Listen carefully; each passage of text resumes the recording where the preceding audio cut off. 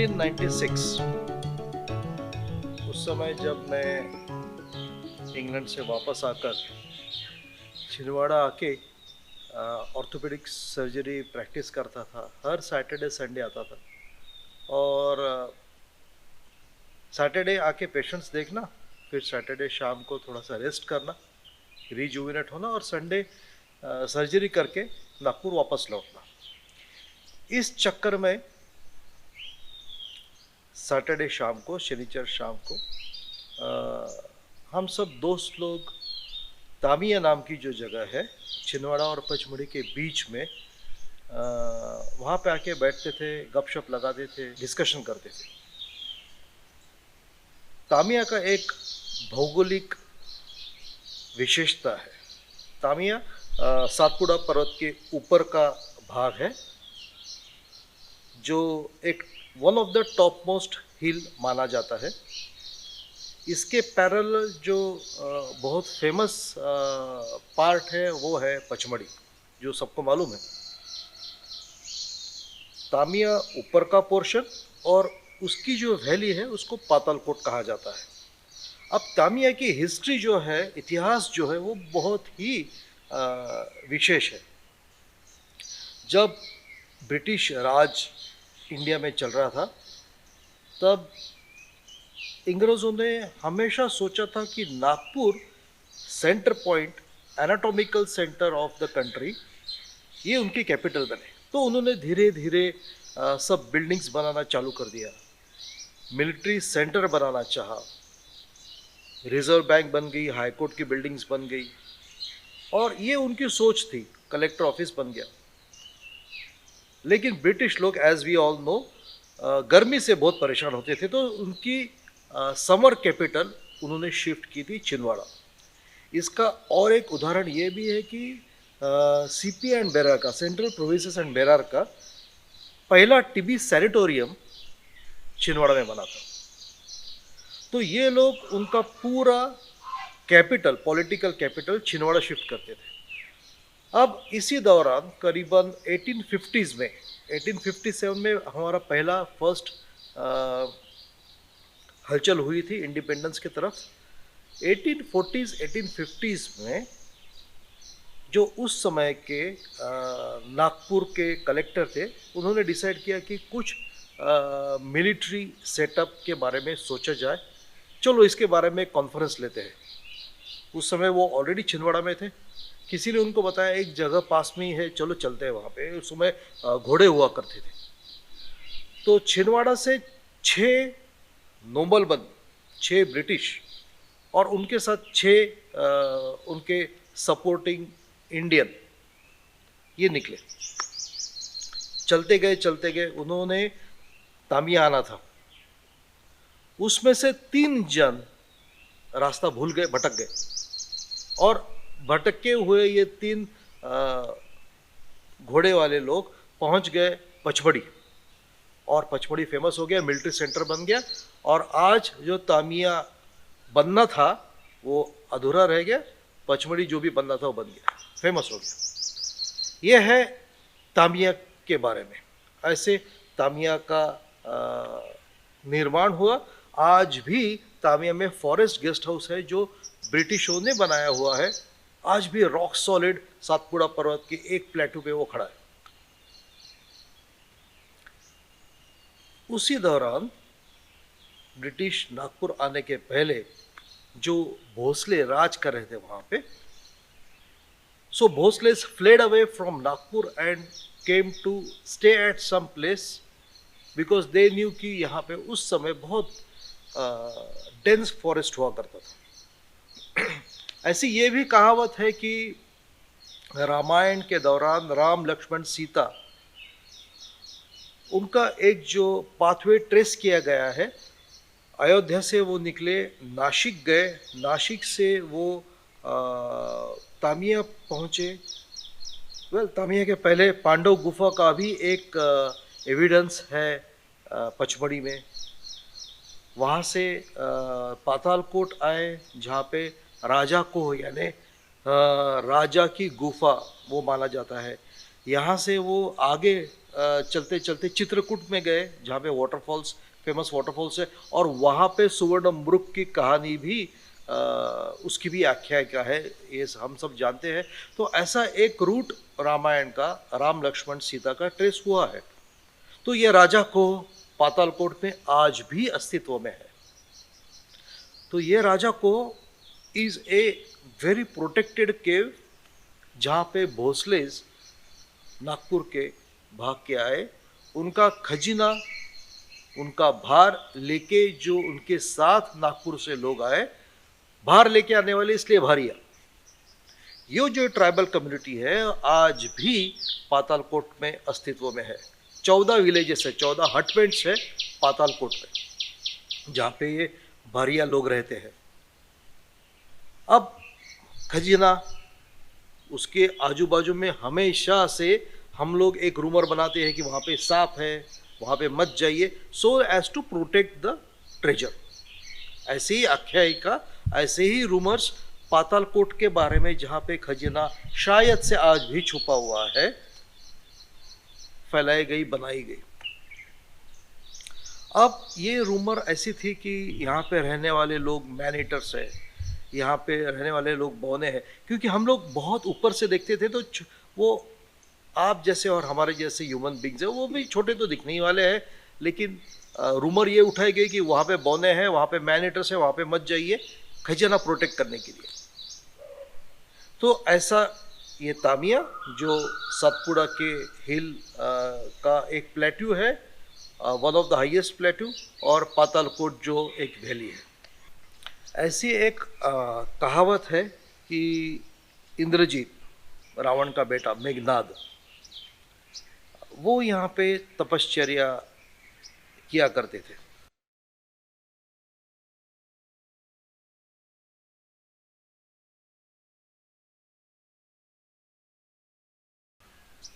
अस्त्र और शस्त्र, अस्त्र यानी हम उसको रिपीटेडली यूज कर सकते हैं, एक बार जाके वो हिट करेगा, वापस आपके पास आएगा। अस्त्र, शस्त्र, अस्त्र का बड़ा भाई, उसको आप numerical times, number of times you can use it, like तलवार और भाला, वो आपके साथ ही रहेगा, आप उसको यूज करोगे लेकिन आपके साथ रहेगा। अस्त्र वेस्ट हो जाएगा एक यूज के बाद। 12 अस्त्र 12 शस्त्र परिधान करने वाले दो लोग हुए इंडियन माइथोलॉजी में, एक परशुराम, दूसरा इंद्रजीत। तो यहाँ पे जो माउंटेन टॉप ब्रेकफास्ट होता है, दैट वाज इंद्रजीत्स सीट, जहाँ पे तपस्या करके उन्होंने भगवान शंकर को प्रसन्न किया, उनको अस्त्र और शस्त्र दे दिए। भगवान शंकर चले गए, छोटा महादेव में जाके बैठ गए। इंद्रजीत पातालकोट से, वो रास्ते से निकल के साउथ इंडिया चले गए, जहाँ पे उन्होंने फिर उनके फादर रावण को ज्वाइन किया, and rest is history as we all know. अब मैं जब 1996-97 में आके तामिया में एक छोटा सा प्लॉट लिया, आधे एक एकड़ का, उससे फिर तामिया से मेरा लगाव, उसकी शुरुआत हुई। धीरे धीरे मैंने तामिया के लोगों को, ऑफ कोर्स यहाँ पे मेरा अस्तित्व है, तो पेशेंट्स को फ्री ट्रीटमेंट करना, जो नागपुर पहुँचते थे उनको गाइडेंस करना, गाइडेंस देना कि किस डॉक्टर के पास आपने जाना है। In every profession, in every business, we know who is the good person whom we should refer our friend, family and known people. So, patients को मेरे तरफ, तामिया के लोगों को मेरी तरफ, पातालकोट के लोगों को मेरी तरफ एक लगाव चालू हुआ, और वहाँ से शुरुआत हुई तामिया, पातालकोट और सुश्रुत दाभोलकर के सिम्बायोसिस की। अब ये भी हो रहा था उस समय, 2002, 2003, 2004 की बात है।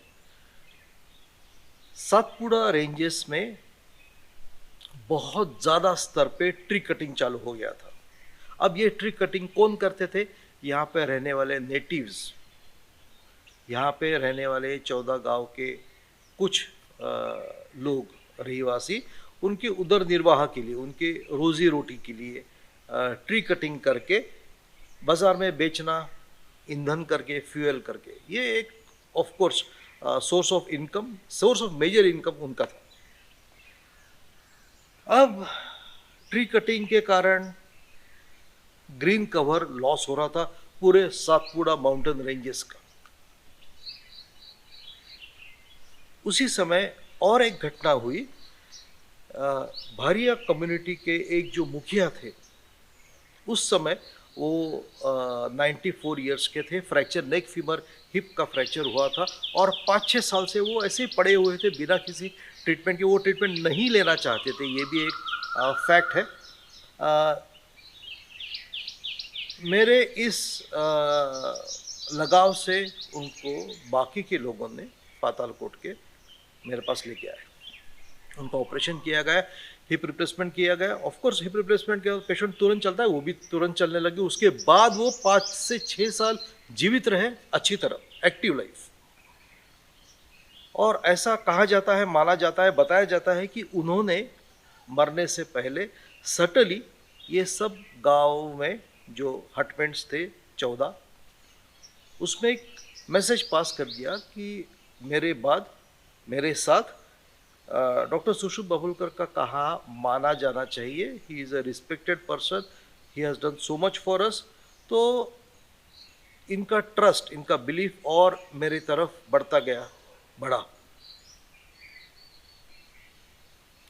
फॉरेस्ट ऑफिशियल्स ने काफ़ी सारे ट्री प्लांटेशन के प्रयास किए, काफ़ी सारे प्रोजेक्ट्स हुए सातपुड़ा माउंटेन रेंजेस में to increase the green cover, to increase the number of plantation. लेकिन अनफॉर्चुनेटली बहुत ज़्यादा उसका फ़ायदा नहीं दिखाई दे रहा था।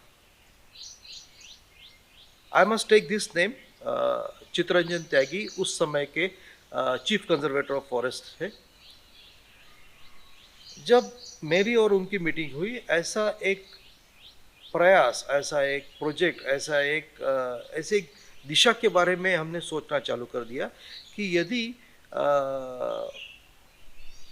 फॉरेस्ट, ये 14 गांवों की वन समिति और कोई प्राइवेट पर्सन जैसे कि मैं, जिससे ये गांव के लोगों को लगाव ऑलरेडी है, एक ट्रस्ट ऑलरेडी है डॉक्टर पेशेंट के नाते, तो शायद ये लोग मेरा मानेंगे। अब लेकिन ये तो उनकी रोजी रोटी थी, तो सिर्फ उन्होंने ये मानना ब्लाइंडली तो पॉसिबल नहीं था उनके लिए, और कुछ अल्टरनेटिव इनकम सोर्स डेवलप करना बहुत आवश्यक था उस समय।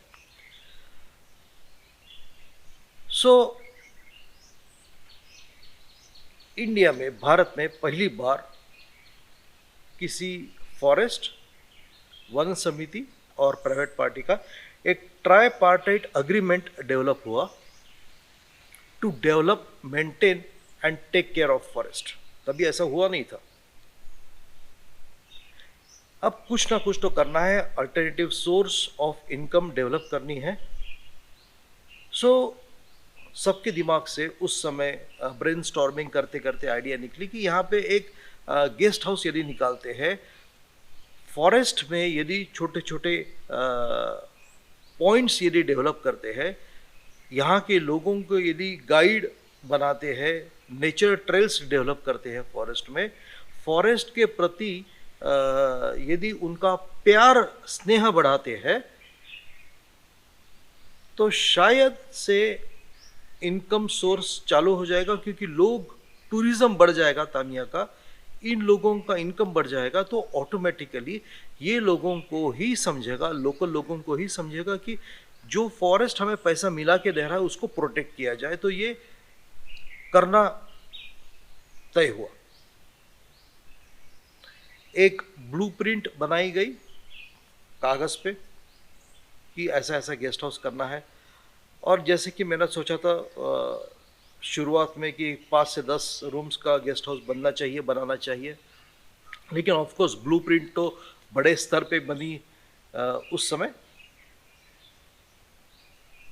और काम चालू हुआ।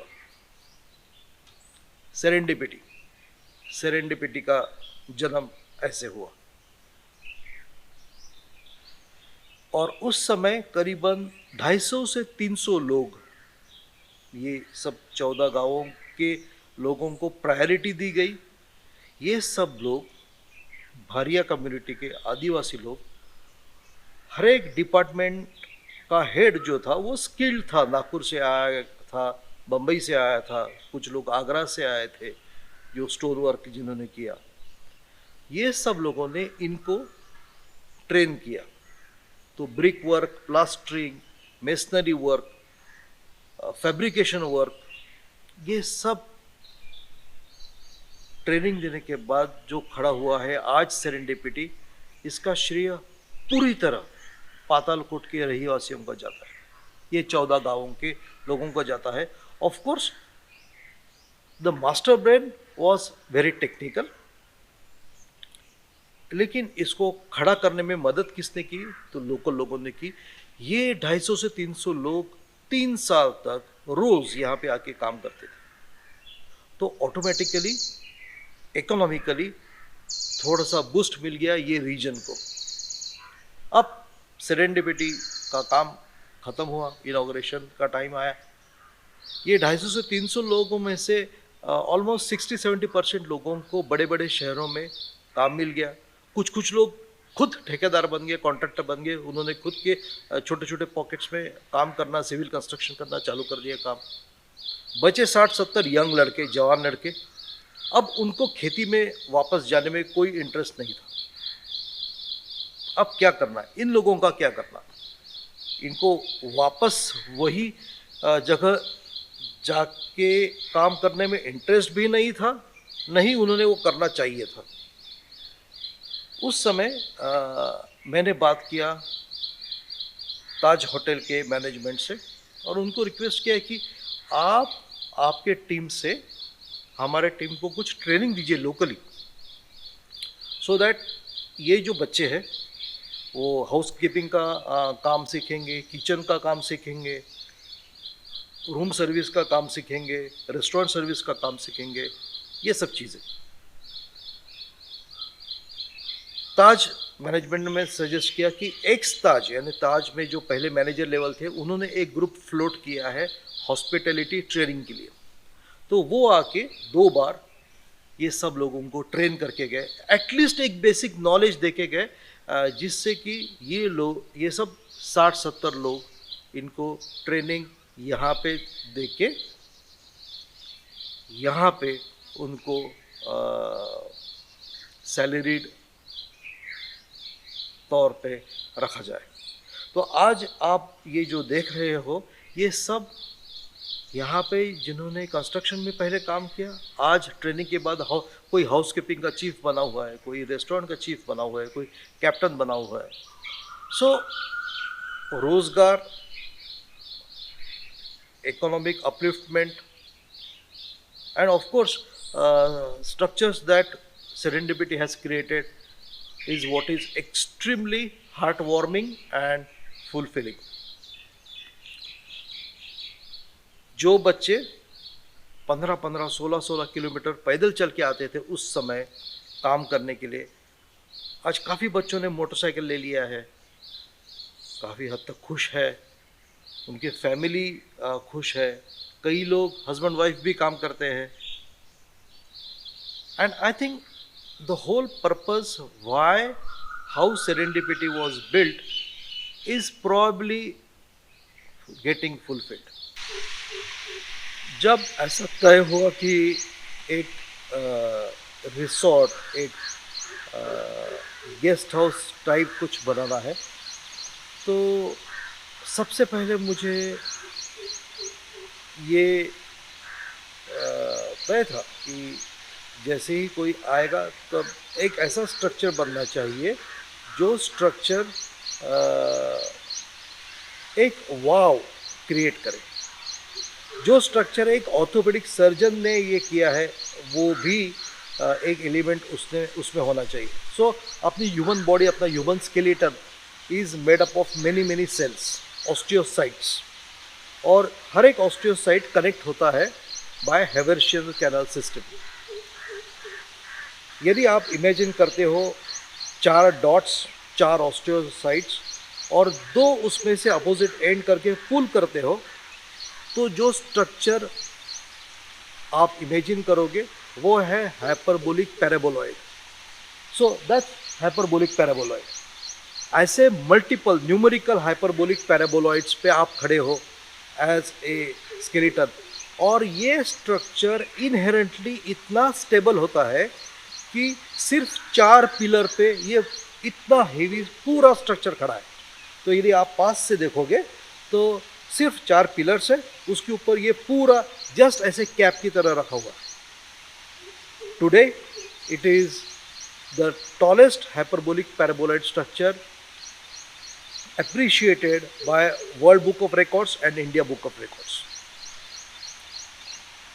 जब इनिशियल आइडिया मेरे दिमाग में घुसी, तब principal architect friends Nitin Kurve और समीर मुदलियार, उनको मैंने बताया कि मुझे ऐसा ये स्ट्रक्चर करके चाहिए। उस समय ये पूरा हाइपरबोलिक पैराबोलॉइड रेस्टोरेंट तक आता था, लेकिन मैंने उनको ये भी बताया मुझे एक भी झाड़ नहीं काटना है, मुझे इसके अंदर वाटर कैनाल सिस्टम चाहिए।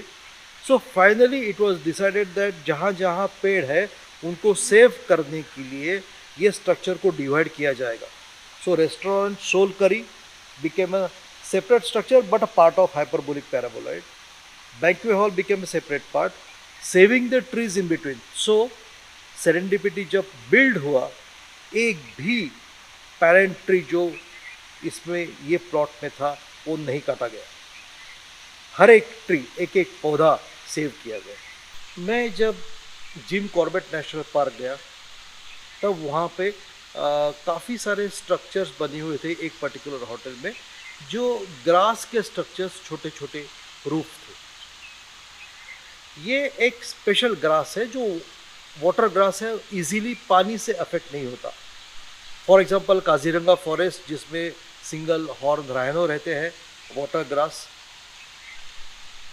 तो मेरी एक इच्छा थी कि सेरेंडिपिटी में एक ऐसा स्ट्रक्चर बने जो इको सेंसिटिव हो, ग्रास से बना हो। सो वहाँ से जिम कॉर्बेट नेशनल पार्क के आजू बाजू से वाटर ग्रास हार्वेस्ट करके वहीं के वर्कमैनशिप, वहीं के लेबर्स लाके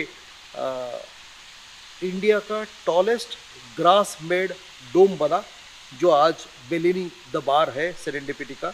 और ये है वो स्ट्रक्चर जो इंडिया का टॉलेस्ट इको सेंसिटिव ग्रास डोम है।